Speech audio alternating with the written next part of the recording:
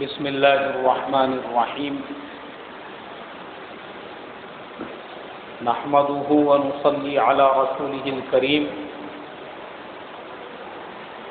اما بعد قال الله تبارك وتعالى اعوذ بالله من الشيطان الرجيم بسم الله الرحمن الرحيم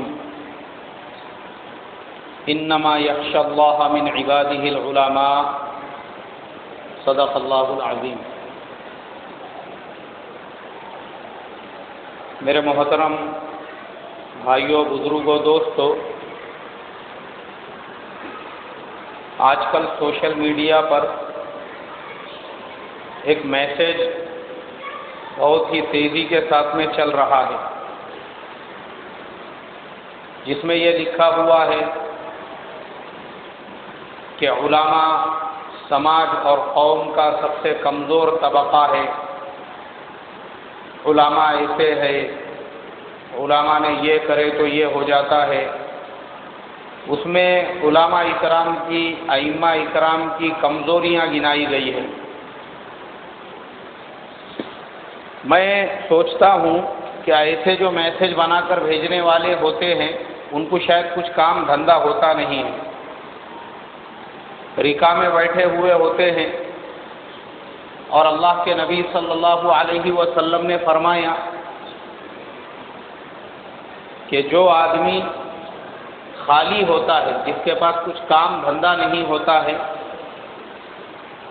تو پھر شیطان اس سے کھیلتا ہے، شیطان اس کو اپنا آلہ کار بنا لیتا ہے۔ اور فارسی میں کہاوت ہے کہ جو ویران گھر ہوتا ہے اس پر جنات قبضہ کر لیتے ہیں۔ اسی طریقے سے جن لوگوں کو کچھ کام دھندا ہوتا نہیں ہے وہ ایسے میسج بنا بنا کر لوگوں کو بھیجتے رہتے ہیں کہ علماء قوم کا سب سے کمزور طبقہ ہے، علماء ہمارے سماج کا سب سے کمزور طبقہ ہے۔ دراصل ایسا جو سوچنے والے ہیں ان کو علماء کرام کی تاریخ اور ان کی ہسٹری پتہ ہی نہیں ہوتی ہے کہ قوم میں سب سے طاقتور اگر کوئی طبقہ ہے تو وہ علماء کرام کا ہی طبقہ ہے۔ یہ علماء کرام کی ہی محنتیں ہیں جو آج پوری دنیا میں اسلام اپنی صحیح شکل اور صورت کے اندر باقی ہے۔ علماء سے طاقتور طبقہ کوئی بھی نہیں ہے۔ تاریخ کو اگر ہم اٹھا کر دیکھیں گے تو یہ علماء ہی تھے جنہوں نے حکومتوں کے تختے پلٹ کر رکھ دیے، یہ علماء ہی تھے جنہوں نے قرآن حدیث کو اس کی صحیح شکل و صورت میں اب تک دنیا کے اندر باقی رکھا، اور یہ علماء اکرام کی ہی محنتیں ہیں جو ہندوستان کے اندر آج مسلمان سر اٹھا کر چل رہے ہیں اور مسلمانوں کو برابری کا حق حاصل ہے۔ تو یہ لوگ جو علماء کو کمزور سمجھتے ہیں یہ وہ لوگ ہیں جن کو تاریخ کا علم ہی نہیں ہے، اور یہ وہ علماء ہیں جن کے بارے میں اللہ کے نبی صلی اللہ علیہ وسلم نے فرمایا کہ ایک عالم وہ 1000 عابدوں سے زیادہ افضل ہے۔ اور ایک روایت میں آپ صلی اللہ علیہ وسلم نے فرمایا کہ عالم کی مثال ایسی ہے جیسے ستاروں میں چاند کی مثال ہوتی ہے کہ چاند سارے ستاروں پر بھاری ہوتا ہے، اور ستاروں کی مثال عابدوں کی طرح سے ہے کہ عبادت کرنے والے چاہے لاکھوں ہو جائے وہ ایک عالم کی برابری نہیں کر سکتے۔ تو عالم کا مقام، عالم کا مرتبہ بہت اونچا ہے۔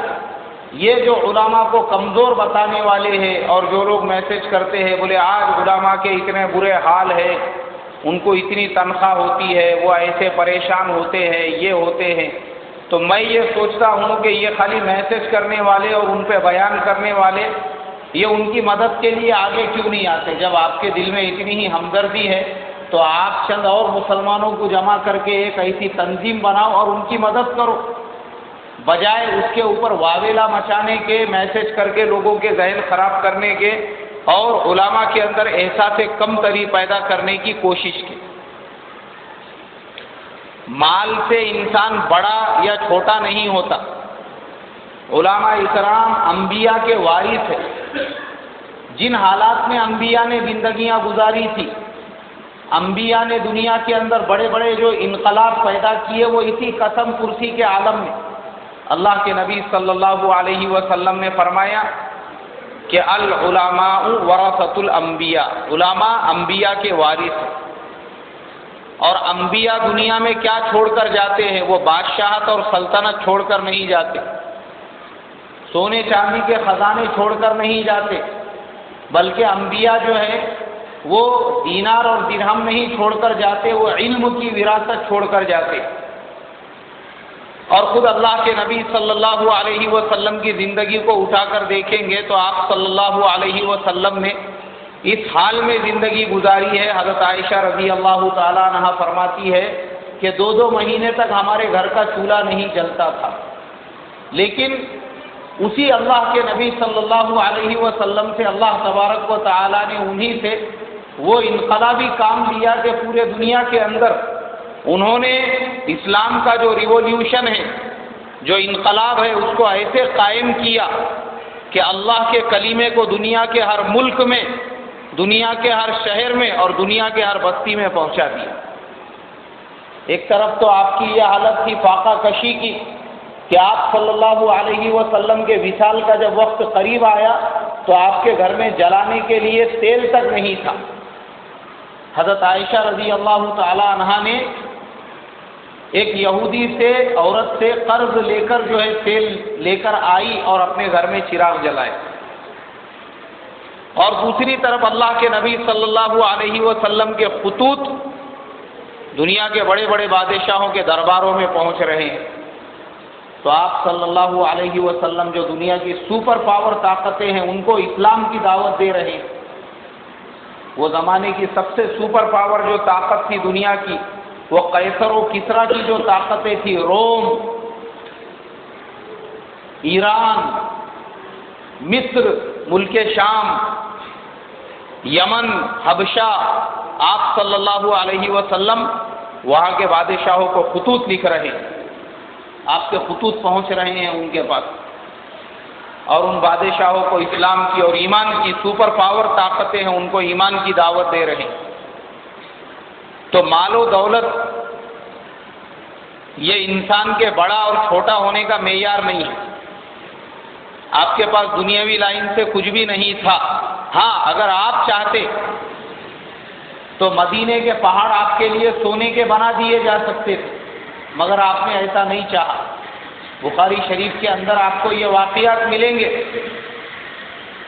کہ اللہ کے نبی صلی اللہ علیہ وسلم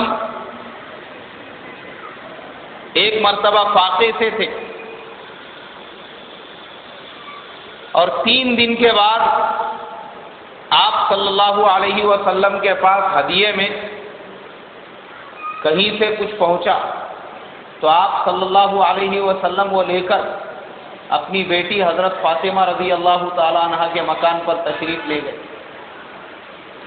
آپ نے حضرت فاطمہ رضی اللہ تعالی عنہا سے پوچھا کہ بیٹی تیرے گھر پہ کچھ کھانے کے لیے ہے؟ انہوں نے جواب دیا، اے ابا جان 3 دن سے ہمارے گھر پر بھی فاقہ ہے۔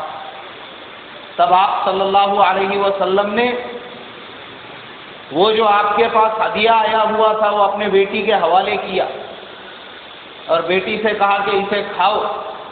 بیٹی کھانے لگی اور بیٹی نے کہا کہ ابا جان ایک لقمہ توڑ کے آپ کو دیا، آپ کھانے لگے، اور آپ کی آنکھوں میں آنسو آ گئے اور آپ نے کہا کہ بیٹی فاطمہ 3 دن کے بعد یہ کوئی چیز ہے جو تیرے والد کے پیٹ میں جا رہی ہے۔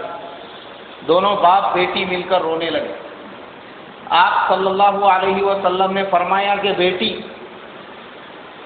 یہ جو فقر و فاقہ ہے یہ اللہ تبارک و تعالی کی طرف سے میرے مرضی سے مجھے عطا کیا گیا ہے۔ کہا کہ بیٹی اگر میں یہ چاہوں کہ اللہ تبارک و تعالی میرے لیے مدینے کے پہاڑوں کو سونا بنا دے تو اللہ تبارک و تعالیٰ بنا دیں گے۔ اور ایک روایت ہے بھی کہ جب آپ صلی اللہ علیہ وسلم 3 دن کے فاقے سے مسجد نبوی صلی اللہ علیہ وسلم میں آرام فرمانے لگے تو حضرت جبریل علیہ السلام آپ صلی اللہ علیہ وسلم کے پاس پہنچے اور کہا کہ اے محمد صلی اللہ علیہ وسلم، اگر آپ حکم دے تو اللہ تبارک و تعالی آپ کے لیے مدینے کے پہاڑوں کو سونے کا بنا دے۔ تو آپ نے کہا کہ نہیں، میں تو یہ چاہتا ہوں کہ ایک وقت کھاؤں تو اللہ تبارک و تعالیٰ کا شکر ادا کروں اور دوسرے وقت فاقے سے رہوں تو اس پر صبر کروں۔ تو انبیاء کی زندگیاں ایسی تھی، انہوں نے دنیا کی کبھی چاہت نہیں کی، دنیا کی کبھی طلب نہیں کی، دنیا سے کبھی محبت نہیں کی۔ وہ اگر چاہتے تو دنیا ان کے قدموں میں پھیلا دی جا سکتی تھی، مگر انہوں نے فقر و فاقہ کو پسند کیا اور اسی فقر و فاقہ کے ساتھ میں اس دنیا کے اندر اسلام کا وہ ریولیوشن اور وہ انقلاب قائم کر دیا کہ پورے دنیا کے چپے چپے میں اسلام کو پہنچا دیا۔ تو انبیاء کے وارث علماء ہوتے ہیں، اس لیے آج علماء کی جو قسم پرسی ہے، یہ دنیا ان کے پاس میں زیادہ نہیں ہوتی ہے، یہ اللہ کا ان کے اوپر انعام ہے۔ اللہ جانتے ہیں اگر ان کے اوپر دنیا کی وسعت کر دی جائے گی تو دین کے بڑے بڑے جو کام ان سے ہو رہے ہیں پھر دنیا کی مشغولیات میں لگ کر دین کے ان کاموں کو یہ چھوڑ دے گی۔ اس لیے اللہ ان کو اتنی ہی دنیا دیتا ہے جتنی ان کی ضروریات ہوتی ہے، اور بغیر مال و دولت کے اللہ تبارک و تعالیٰ اپنے غیبی خزانے سے ان کی ضروریات کو پورا کرتا رہتا ہے۔ ان کو ضرورت نہیں ہوتی ہے دنیا کے عیش و آرام کی، مگر چونکہ ہماری آنکھوں پر دنیا کا پردہ پڑا ہوا ہے تو ہم کو یہ لگتا ہے کہ جس کے پاس مال زیادہ ہے، جس کے پاس مال زیادہ ہے، جس کے پاس دنیا زیادہ ہے، جس کے پاس پیسہ زیادہ ہے، وہ آج دنیا میں کامیاب ہے۔ ایسا نہیں ہے، یہ ہمارے سوچنے کا معیار ہے۔ اسی لیے آپ واقعات کو دیکھو کہ انبیاء کے وارث بعد میں جن علماء کا دور چلا، حضرت حسن بصری رحمۃ اللہ علیہ، یہ سب تابعین تھے، محمد ابن سیرین رحمۃ اللہ علیہ، عبداللہ ابن مبارک رحمۃ اللہ علیہ، لیث ابن سعد رحمۃ اللہ علیہ، محمد ابن منکدر رحمۃ اللہ علیہ، یہ تمام بڑے بڑے بزرگان دین تھے۔ ان کا زمانہ آیا، ان لوگوں نے بھی اپنے لیے دنیا کو پسند نہیں کیا، جتنی ضرورت تھی۔ حضرت لیث ابن سعد کے بارے میں ملتا ہے اللہ تبارک و تعالیٰ نے ان کو اتنا مال و دولت عطا کیا تھا، لیکن اس کے باوجود کبھی ان کو اپنے کسی دکان پر اور کاروبار پہ جانے کی فرصت نہیں ملتی تھی۔ وہ علم حدیث کے مشاغل میں اتنا مشغول رہتے تھے کہ مسجد نبوی صلی اللہ علیہ وسلم سے باہر جانے کا ان کو موقع ہی نہیں ملتا تھا۔ تو اللہ والے ایسے ہوتے ہیں، وہ اپنے مرضی سے فقر و فاقہ کو پسند کرتے ہیں۔ وہ اگر چاہے اللہ تبارک و تعالیٰ دنیا ان کے قدموں میں ڈال دے۔ اسی لیے اور ایک واقعہ ملتا ہے کہ ایک اللہ والے غالباً حضرت امام جعفر صادق رحمۃ اللہ علیہ، یہ حضرت امام حسین رضی اللہ تعالیٰ عنہ کے پوتے تھے اور بہت بڑے اپنے زمانے کے امام بھی تھے، محدث بھی تھے، فقیہ بھی تھے، عالم بھی تھے، علم حدیث کا درس بھی دیا کرتے تھے، لیکن سیدھی سادی زندگی گزارا کرتے تھے۔ اب ایک صاحب ان کے پاس میں آئے اور ایک دینار سے بھری ہوئی تھیلی تھی، ان کے خدمت میں پیش کی، کہا کہ حضرت یہ میری طرف سے ہدیہ رکھو۔ انہوں نے انکار کیا اور کہا مجھے اس کی ضرورت نہیں ہے، اللہ تبارک و تعالی نے میری تمام ضرورتوں کو پورا کر دیا ہے اور وہ اپنے غیب سے میری ضروریات پوری کر دیتا ہے، مجھے اس کی ضرورت نہیں ہے۔ لیکن وہ ماننے کو تیار نہیں تھے۔ اب حضرت آگے آگے چل رہے ہیں اور وہ مالدار جو ہے تھیلی لے کے ان کے پیچھے پیچھے چل رہا ہے کہ حضرت اس کو قبول کر لو بول کے، وہ لینے کو تیار نہیں۔ اللہ کے ولی ایسے بنتے ہیں، جو دنیا کو ٹھوکر مار دیتے ہیں، ان کے نزدیک کوئی حیثیت نہیں ہوتی ہے دنیا کی۔ اب حرم شریف میں داخل ہوئے اور بیت اللہ کا طواف شروع کیا۔ طواف سے فارغ ہوئے، مقام ابراہیم پر 2 رکعت نماز ادا کی تو دیکھا کہ وہ آدمی جو مالدار تھا وہ ابھی بھی ان کے پیچھے کھڑا ہوا ہے، وہ تھیلی لے کر کہ حضرت یہ دینار قبول کر لو بول کے۔ تو حضرت امام جعفر صادق رحمۃ اللہ علیہ نے اس کو نیچے بٹھایا۔ وہ زمانے میں حرم شریف میں فرش نہیں تھا، جیسے آج کے زمانے میں سنگ مرمر کا پورا فرش بچھا ہوا ہے مطاف کے اندر۔ وہ زمانے میں لوگ ریت کے اوپر طواف کیا کرتے تھے۔ اس کو بٹھایا نیچے، اور نیچے بٹھانے کے بعد اس کا ہاتھ پکڑا، اور ہاتھ پکڑنے کے بعد اپنے ہاتھ میں ریت اٹھائی اور اس آدمی سے پوچھا کہ یہ کیا ہے۔ جب وہ دیکھنے لگا تو وہ جو ریت تھی وہ اس کو ہیرے اور جواہرات کی نظر آنے لگی۔ وہ ساری کیا ساری ریت، اس میں موتی، ہیرے، جواہرات نظر آنے لگے۔ امام جعفر صادق رحمۃ اللہ علیہ نے کہا کہ جو دنیا تو میرے پاس لے کر آیا ہے، میں اس کو اپنے پیروں کے نیچے کھندلتے ہوئے چلتا ہوں، وہ میرے پیروں کے نیچے۔ اللہ نے زمین کے نیچے وہ پوری دنیا میرے لیے بچھا دی ہے، مجھے اس دنیا کی کوئی ضرورت نہیں ہے، یہ میرے لیے اتنی ذلیل اور حقیر ہے کہ یہ میرے پیروں کے نیچے ہوتی ہے، جس کی حفاظت تم خزانوں میں کرتے ہیں، جس کی حفاظت تم تجوریوں میں کرتے ہیں، مجھے اس کی ضرورت نہیں ہے، مجھے جب ضرورت ہے یہ میرے پیروں کے نیچے۔ تو اللہ والوں کا مقام ایسا ہوتا ہے، ان کی سادگی، ان کی فاقہ کشی، ان کا فخر و فاقہ جو نظر آتا ہے وہ عام دنیا داروں سے کمپیئر کرنے کے لیے نہیں ہوتا ہے کہ ہمارے پاس تو بڑے بڑے اونچے اونچے لال قلعے ہیں، تاج محل ہے، عمارتیں ہیں، بلڈنگیں ہیں، اور یہ علماء، یہ اللہ والے، ان کے پاس تو گھر کا ٹھکانہ بھی نہیں ہے، یہ کیوں اتنی سادی زندگی گزارتے ہیں؟ یہ سب اللہ کے فیصلے ہوتے ہیں۔ وہ اگر چاہے تو دنیا اللہ ان کے قدموں میں ڈال دے، جیسے ابھی میں نے واقعہ سنایا۔ اور ایک واقعہ سناتا ہوں۔ حضرت نظام الدین اولیاء رحمۃ اللہ علیہ، ان کے زمانے میں ان کی خانقاہ ہے نظام الدین میں، ابھی بھی روزانہ 3000 لوگ کھانا کھایا کرتے تھے، دسترخوان بچھتا تھا اور 3000 لوگوں کے کھانے کا انتظام تھا، اور بادشاہ کی طرف سے ان کو وظیفہ ملتا تھا۔ اب ایک مرتبہ ایسا ہوا کہ بادشاہ نے ایک فتویٰ جاری کرایا جو حضرت نظام الدین اولیاء رحمۃ اللہ علیہ کے نزدیک غلط تھا۔ حضرت نظام الدین اولیاء رحمۃ اللہ علیہ نے اس فتوے کی مخالفت کی اور کہا کہ یہ قرآن اور حدیث کے خلاف ہے، ہم اس کی تائید کبھی بھی نہیں کریں گے۔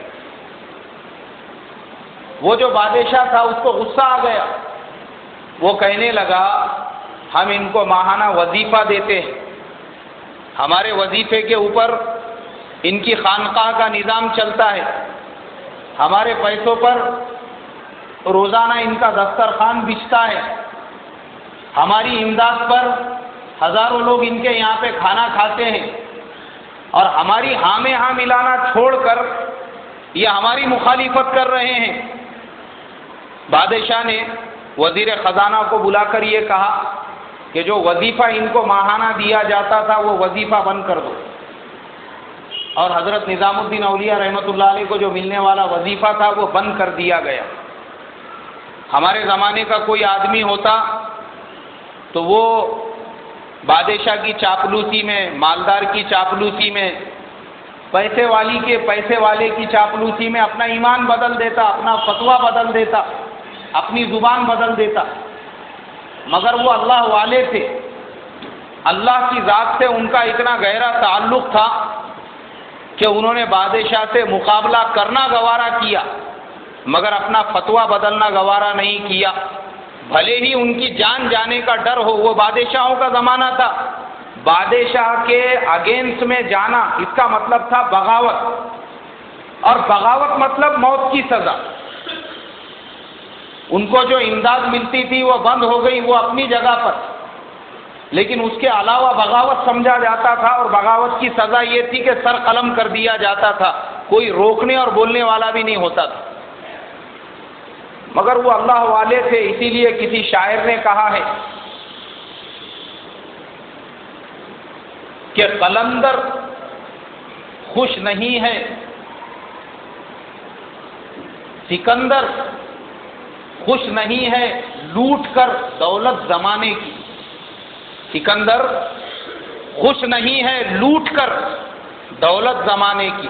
جو سکندر بادشاہ تھا اس نے پوری دنیا کو فتح کیا تھا، اس کے باوجود بھی وہ خوش نہیں تھا۔ اس کو لگتا تھا کہ ابھی بھی کوئی تو بھی ملک باقی رہ گیا ہے فتح کرنے کا، تو پھر بھی وہ تھوڑا سا اس کے اندر ایک طرح کی احساس کمتری تھی کہ میں نے ابھی بھی پوری دنیا فتح نہیں کیا، پوری دنیا کی دولت لوٹ کر بھی اسے خوشی نہیں حاصل ہوئی تھی۔ تو شاعر نے کہا کہ سکندر خوش نہیں ہے لوٹ کر دولت زمانے کی، اور قلندر دونوں ہاتھوں سے لٹا کر رقص کرتے ہیں۔ اور جو قلندر ہوتے ہیں ایسے اللہ والے ہوتے ہیں، نظام الدین اولیاء رحمۃ اللہ علیہ کے جیسے، وہ اپنے خزانے کو دونوں ہاتھوں سے لٹا دیتے ہیں اور اس کے بعد خوش ہو کر جھومتے ہیں کہ اللہ نے مجھے اپنا خزانہ لٹانے کی توفیق دی۔ تو یہ فرق ہوتا ہے اللہ والوں میں۔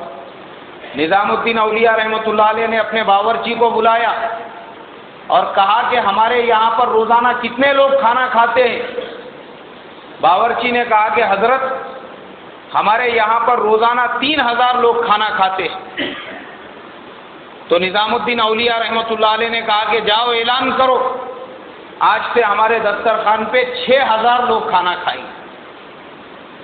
ڈبل کر دو آنکڑا، ڈبل دسترخوان بچھاؤ، زیادہ سے زیادہ لوگوں کو کھانا کھلاؤ۔ اب کھانا جو تھا وہ ڈبل بننے لگا۔ 1 مہینہ گزرا، بادشاہ نے اپنے وزراء سے کہا جاؤ بولے حضرت کی خانقاہ جا کے دیکھو، سب دیوالیہ ہو گیا ہوں گا، سب بوریا بستر سمیٹ کے وہاں سے روانہ ہو چکے ہوں گے، اناج پانی کے واندے ہو گئے ہوں گے، فاقہ کشی کے اندر سب لوگ پڑے ہوئے ہوں گے، کیونکہ ہم پیسہ دیتے تھے تو خانقاہ چلتی تھی، اب ہم نے جب دینا بند کر دیے تو وہاں پہ کیا حالات ہوں گے، سب ماتم مچا ہوا ہوگا، جاؤ ذرا جا کے تحقیق کر کے آؤ۔ اب وزیر وہاں پہ پہنچا تو وزیر نے دیکھا کہ پہلے روزانہ 3000 لوگوں کا کھانا پکتا تھا، اب 6000 لوگوں کا کھانا بن رہا ہے، دسترخوان ڈبل ہو چکا ہے۔ وزیر نے آ کے بادشاہ کو اطلاع دی اور کہا کہ بادشاہ سلامت، آپ جیسا سوچ رہے تھے حالات تو بالکل اس کے اپوزٹ ہے، وہاں تو اب 6000 لوگوں کا کھانا روزانہ بن رہا ہے۔ اب وہ بادشاہ بھی سمجھدار تھے، وہ بادشاہ ہمارے زمانے کے لوگوں کی طرح سے نہیں تھے کہ اب وہاں پہ اگر ڈبل کھانا بن رہا ہے تو چلو میں جا کے ان کا مقابلہ کروں گا۔ بادشاہ فراست والے تھے، بادشاہ فوراً سمجھ گیا کہ ان کے ساتھ میں اللہ کی غیبی مدد و نصرت ہے، بغیر اللہ کی غیبی مدد و نصرت کے کوئی بھی آدمی روزانہ 6000 لوگوں کو کھانا نہیں کھلا سکتا۔ میرے لیے خیر اور عافیت اسی میں ہے کہ بجائے ضد کرنے کے میں ان سے جا کے معافی تلافی کروں۔ بادشاہ فوراً اپنے محل سے روانہ ہوئے، حضرت نظام الدین اولیاء رحمۃ اللہ علیہ کے قدموں میں گر گئے، ان سے معافی تلافی کی اور کہا کہ مجھے اللہ کے لیے معاف کر دو، میری نظر اسباب پر تھی۔ میری نظر کس پر تھی بھائی؟ اسباب پر تھی۔ میری نظر تو اسباب کو دیکھ رہی تھی کہ یہ اسباب ہے، یہ خزانہ ہے، یہ پیسہ ہے، یہ ہے تو آپ کے یہاں کا پورا نظام چلے گا، اور میں نے آپ کے اوپر اسباب کو بند کر دیا تو آپ کے یہاں پہ پکانا کھانا بھی بند ہو گیا ہوگا۔ میری نظر تو اسباب پر تھی، مگر میں یہ بھول گیا کہ جو مسبب الاسباب ہے، اسباب کو بنانے والا ہے، وہ آپ کے ساتھ میں۔ نظام الدین اولیاء رحمۃ اللہ علیہ جو تھے انہوں نے کہا کہ اچھا کیا جلدی سے آ کر تو نے معافی تلافی کر لی. ارے بولے جو خزانے تیرے پاس میں ہیں، جن پر تیری نظر ہے اور تو یہ سوچ رہا ہے کہ ان سے نظام چلتا ہے، تجھے پتا ہے اللہ نے ہمارے قدموں کے نیچے وہ خزانے بچھا دیے ہیں. حضرت نظام الدین اولیاء رحمۃ اللہ علیہ نے اپنے مصلے کو جب ہٹایا اور بادشاہ کا سر پکڑ کر جب اس کے نیچے داخل کیا تو بادشاہ نے دیکھا کہ وہاں تو ان کے مصلے کے نیچے پورے ہیرے جواہرات کی نہریں بہ رہی ہیں، خزانے ہی خزانے ہیں. اس کے پاس تو چھوٹے موٹے خزانے ہوں گے، یہاں ان کے قدموں کے نیچے نہریں بہ رہی ہے. جب ان کو ضرورت پڑی وہ اس میں سے نکال لیتے ہیں اور اپنی ضروریات کے لیے استعمال کرتے ہیں. یہاں تو یہ حال ہے. تو نظام الدین اولیاء رحمۃ اللہ علیہ نے کہا کہ تو نے صحیح پہچانا کہ تیری نظر اسباب پر تھی، لیکن تو یہ بھول گیا تھا کہ ہمارے ساتھ جس کی طاقت ہے وہ مسبب الاسباب. وہ کون ہے بھائی؟ اسباب کا بنانے والا ہے. اس کے لیے اور نظام الدین اولیاء رحمۃ اللہ علیہ کا جو پرسنل معاملہ تھا وہ کیسا تھا، جو ان کی اپنی پرسنل لائف تھی وہ کیسی تھی؟ ایک طرف تو قدموں کے نیچے خزانوں کی نہریں بہ رہی ہے اور دوسری طرف ان کی فاقہ کشی، ان کی سادگی کا یہ عالم تھا. ایک کتاب میں نے پڑھا ہوں، اس کے اندر لکھا ہوا تھا کہ حضرت نظام الدین اولیاء رحمۃ اللہ علیہ کے زمانے میں یہ خربوز اور تربوز کا سیزن آتا تھا اور آ کے چلے جاتا تھا، اور وہ زمانے میں جو ایک درہم ہوتا ہے، ایک روپیہ جسے ہم اپنے سمجھنے کے لیے کہہ لیں، وہ ایک روپیے میں ایک ڈال بھر کے خربوز یا تربوز ملا کرتے تھے. اس کا سیزن آ کے چلے جاتا تھا، اس کے باوجود حضرت نظام الدین اولیاء رحمۃ اللہ علیہ کو اتنا موقع نہیں ملتا تھا کہ وہ ایک روپیے کے تربوز یا خربوز منگا کر اس کو کھا سکے. یہ ان کی سادگی کا عالم تھا، یہ ان کی فاقہ کشی کا عالم تھا. اور ایک ہی جبہ تھا ان کے پاس، ایک ہی جبہ، اس کے علاوہ دوسرے کپڑے نہیں تھے کہ اگر وہ نہائیں گے دھوئیں گے تو اس کے بعد کوئی دوسرا ڈریس استری کر کے ریڈی رہیں گا. وہ ایک جبہ تھا، نہانے کے بعد اسی کو واپس سے دھو کر پہن لیا کرتے. یہ ان اللہ والوں کی سادگی کا. تو اللہ والے اور علماء، ان کی جو غریبی، ان کی جو فاقہ کشی، ان کی جو تنگ دستی اور تنگ حالی ہوتی ہے وہ مال و دولت کی وجہ سے نہیں ہوتی ہے، وہ اللہ سے اس چیز کو طلب کر کے لیتے ہیں. کیا کر کے لیتے ہیں بھائی؟ وہ اگر چاہے اللہ تبارک و تعالی خزانوں کے منہ ان کے قدموں کے نیچے کھول دے، لیکن وہ نہیں چاہتے اللہ تبارک و تعالی سے یہ چیزوں کو، اس لیے کہ دنیا سے وہ انبیاء کے وارث ہوتے ہیں اور وہ جانتے ہیں جیسے انبیاء نے فاقہ کشی میں زندگی گزاری، ہم کو بھی اسی حالت میں فقر و فاقہ کے اندر زندگی گزار. آج بھی دیکھو نا، میں آپ کو آج کے علماء کی مثال دیتا ہوں، نام لے کر وہ بھی. حضرت مولانا بدر الدین اجمل صاحب، کتنے لوگ پہچانتے اس مجمع میں ان کو؟ ذرا ہاتھ اٹھاؤ. مولانا بدر الدین اجمل کا نام سنے کہ نہیں؟ یہ ایک ساتھی پہچانتے. اور کتنے لوگوں نے ان کا نام سنے؟ ہمارے بزرگ بھی پہچانتے ہوں گے، حکیم صاحب، اور ان کے علاوہ بھی جو اہل علم ہے وہ ان کو جانتے ہوں گے. مولانا بدر الدین اجمل جو ہے ایم پی ہے، وہ ممبر آف پارلیمنٹ ہے. خالی ایم پی نہیں ہے، ان کی اپنی ایک پارٹی ہے، میرے خیال سے یو ڈی ایف اس کا نام ہے، یونائٹڈ ڈیموکریٹک فرنٹ بول کے، آسام کے اندر. اور پارٹی بولے تو ویسی پارٹی نہیں ہے جیسے آج بہت ساری پارٹیاں ہیں جو کارپوریشن کے الیکشن میں کھڑے رہے تو وہاں بھی لوگ ان کو ووٹ نہیں دیتے، ایسی بھی پارٹیاں رہتی. لیکن مولانا بدر الدین اجمل صاحب کی جو پارٹی ہے وہ کانگریس گورنمنٹ کے ساتھ حصے دار ہے، 50% کی پارٹنر ہے آسام کے اندر. اور ان کے کم سے کم 25 سے 26 ایم ایل اے ہیں، 4 سے 5 وہاں کے منسٹر ہیں. اور اس کے علاوہ خود جب کانگریس گورنمنٹ تھی اس سے پہلے مولانا کانگریس گورنمنٹ کے ساتھ میں بھی پارٹنر تھے، 5 سے 6 جو ہیں ان کے ایم پی تھے پارٹی کے، اور ایک منسٹر تھے ان کے پارٹی کے پورے ہندوستان کے. تو دنیاوی اعتبار سے اور اس کے علاوہ کاروباری اعتبار سے بامبے جیسے شہر میں کسی انسان کو اگر 1 BHK کا فلیٹ مل جائے تو وہ یہ سمجھے گا کہ مجھے جنت کا محل مل گیا ہے. وہاں پہ مولانا کی 20 فلور کی کئی بلڈنگیں عمارتیں کھڑی ہوئی ہیں.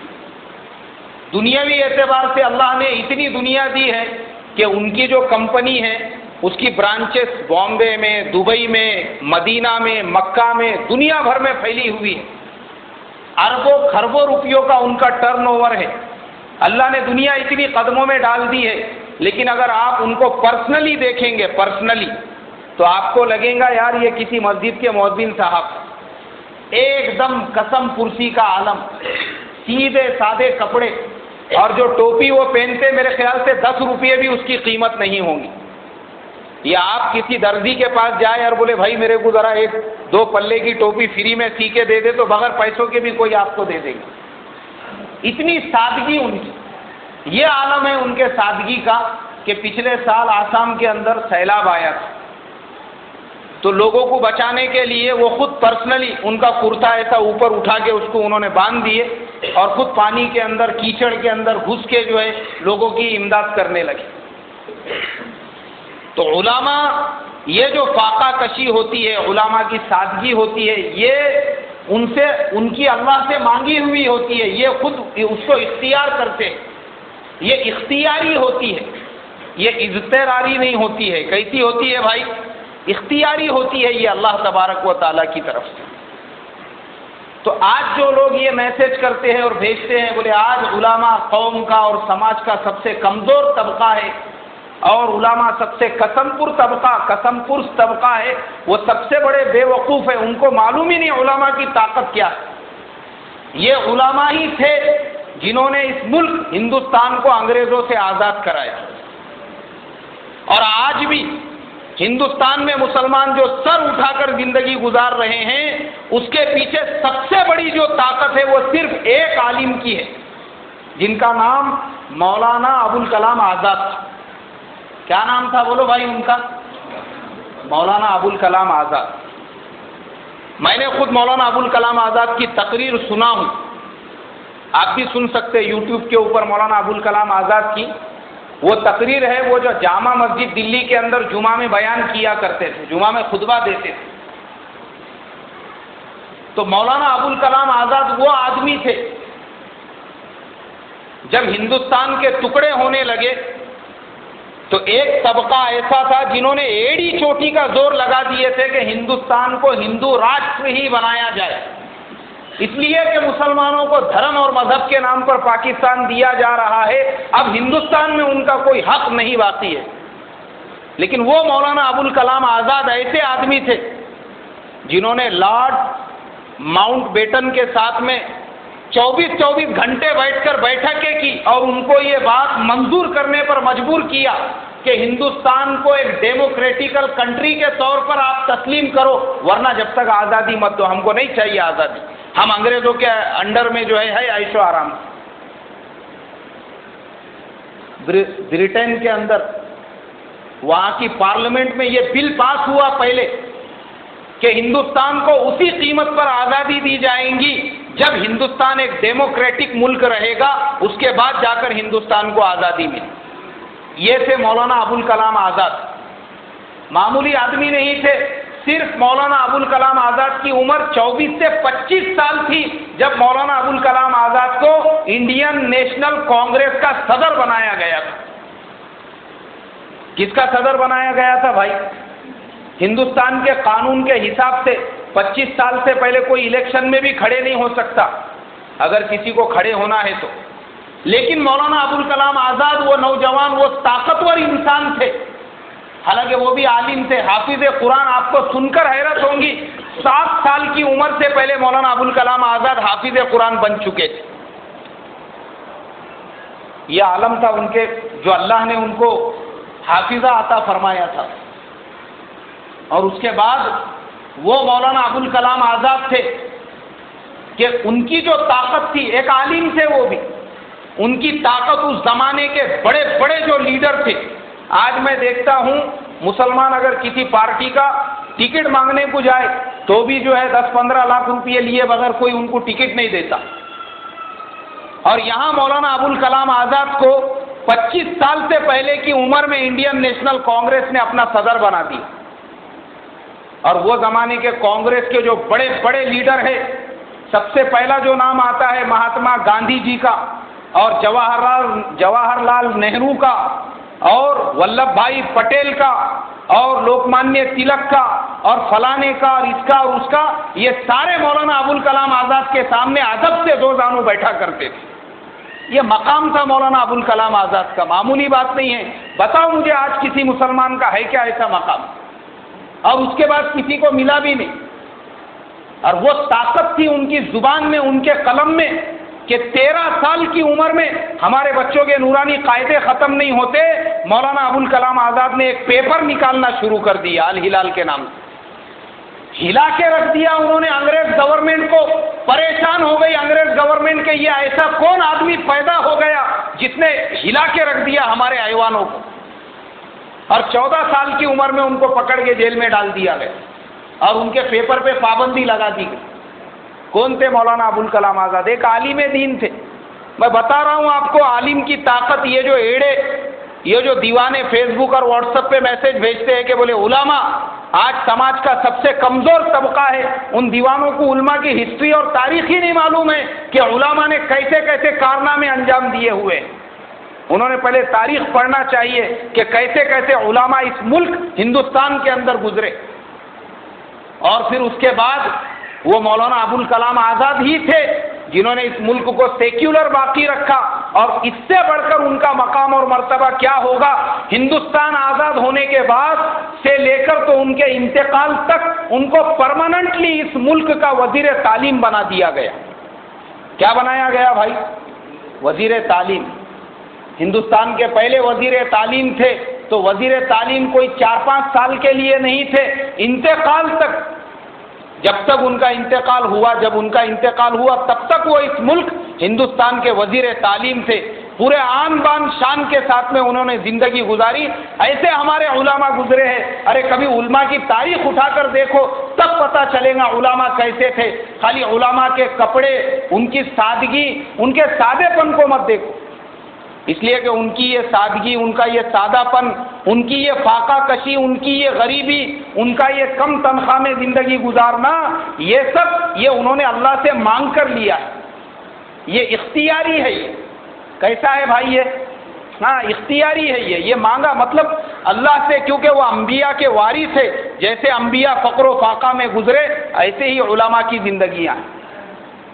उनको हम कमजोर ना समझें और उनसे मुकाबला भी ना करें। याद रखो, जिन जिन लोगों ने तारीख को उठाकर देखो, उलामा के कमजोरी और फाका कशी से उनको कमजोर समझकर उनसे मुकाबला किया, अल्लाह ने उनकी हुकूमतों को खत्म कर दिया। खिलाफत अब्बासिया क्यों खत्म हुई? हजरत इमाम अहमद इब्न हंबल रहमतुल्लाह अलैह वो फितने खल्के कुरान के अगेंस्ट में खड़े हुए तो मामून रशीद ने लाकर उनको 100 कोड़े मारने का हुक्म दिया। मुअतसिम बिल्लाह ने उनको उठाकर जेल में डाल दिया। अल्लाह तबारक व तआला को अपने एक वली, अपने एक इमाम, अपने एक आलिम की बेइज्जती बर्दाश्त नहीं हुई और अल्लाह तबारक व तआला ने फिर तातारियों को ऐसा बगदाद के ऊपर मुसल्लत किया। उन्होंने बगदाद की ईंट से ईंट बजा दी। बादशाह को बादशाह के कुर्सी से खींच कर निकाला, उसको एक थैले में भरा और थैले में भरने के बाद उसको ले जाके दरियाए दजला में फेंक दिया। एक आलिम के बेइज्जती को अल्लाह ने बर्दाश्त नहीं की। इसके लिए मेरे भाइयों, उलमा के फाका कशी, उनके सादगी से हमने कभी उनसे मुकाबला भी नहीं करना चाहिए। उनके साथ जो ताकत होती है मैं और आप अंदाजा नहीं लगा सकते। और एक वाकया सुनाता हूं मैं आपको, फिर इंशाअल्लाह बयान खत्म हो जाएंगे। अभी पिछले साल हमारे शहर में एक जलसा हुआ था और वो जलसे में हजरत मौलाना महमूद मदनी साहब दामत बरकातुहुम तशरीफ लाए थे। अब मौलाना महमूद मदनी जो है वो बहुत बड़े आलिम दीन है और ओरिजिनल सैयद है। वो उनके दादा मदीने में रहते थे, मदीने से हिजरत करके हिंदुस्तान में आए थे। उनके रिश्तेदार वगैरह आज भी है मदीने में। अब मौलाना महमूद मदनी हमेशा जो बयान करते वो गवर्नमेंट के खिलाफ, हुकूमत के खिलाफ, मुसलमानों पे जो जुल्म हो रहा उसके बारे में। लेकिन यहाँ पे थोड़ी तबीयत वगैरह सही नहीं थी, उन्होंने तालीम के ऊपर बात की है اور اپنی بات کو ختم کر دی۔ اب 2-3 دن کے بعد ایک سیاسی پارٹی کے جو لیڈر صاحب تھے انہوں نے مجھے فون کیے اور فون کر کے یہ کہنے لگے، بولے آپ وہ جلسے کے اناؤنسر تھے، آپ نے نظامت کیے۔ میرے سمجھ میں یہ نہیں آیا مولانا محمود مدنی ہمیشہ جیسا جوش میں جذبات میں بیان کرتے انہوں نے ویسا بیان کیوں نہیں کرے، بولے اس کی وجہ ہے، بولے وہ خود ہی میرے کو بولنے لگے۔ میں بولا کیا وجہ ہے؟ اب وہ مولانا محمود مدنی صاحب کی شان میں انہوں نے کچھ گستاخی والے الفاظ کہے جو میرے کو بالکل اچھے نہیں لگے۔ ان میں سے انہوں نے یہ کہا، ایک صاحب کا نام لے کر، میں ان کا نام نہیں لیتا ہوں، کیا ہے بولے مولانا اصل میں ان کے دباؤ میں تھے، بولے ان کے دباؤ کی وجہ سے مولانا نے ویسی بات نہیں کی ہے، بولے اور کچھ لیڈروں کے اور گورنمنٹ کے ان کے نام لے کر یہ کہا ان کے دباؤ میں تھے، ان کے دباؤ میں تھے، ان کے پریشر میں تھے، اور ایسے الفاظ کہے اس نے کہ جو اللہ تبارک و تعالی کسی عالم کی شان میں سنے تو خدا کا نظام بھی اس کو برداشت نہ کرے۔ میں نے ان سے یہ کہا، میں نے کہا دیکھو بھائی، آپ ایک اللہ والے کی توہین کر رہے ہو، اور مجھے معلوم ہے اس کے پیچھے کا مقصد کیا ہے۔